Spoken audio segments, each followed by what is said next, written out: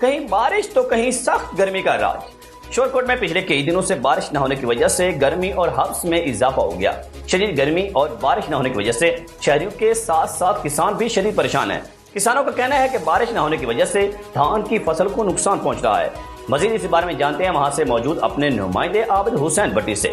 جی عابد، وہاں پر موسم کی کیا صورتحال ہے؟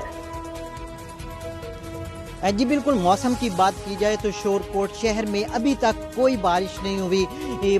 بادل بنتے ہیں، برسے بغیر ہی چلے جاتے ہیں، جس کی وجہ سے گرمی بہت زیادہ ہے اور خاص کر کسان جو ہیں وہ بہت پریشان ہیں۔ آج کل منجی کی بوائی ہو رہی ہے اور اگر بارش آ جائے تو ان کو بہت زیادہ فائدہ ہوگا۔ اس وقت ہمارے ساتھ معظم علی شانی موجود ہیں، آئیے ان سے بات کرتے ہیں۔ جی بارش نہیں ہو رہی اور پرابلم، مسائل، مشکلات آ رہی ہیں، تو آپ کیا کہیں گے؟ جی اس بارے میں یہی کہوں گا کہ گرمی کی شدت بہت زیادہ ہے جی، اور شورکوٹ کے مضافاتی علاقوں میں تو بارشیں ہو رہی ہیں، لیکن یہاں پہ بادل نے آنکھ مچولی لگائی ہوئی ہے۔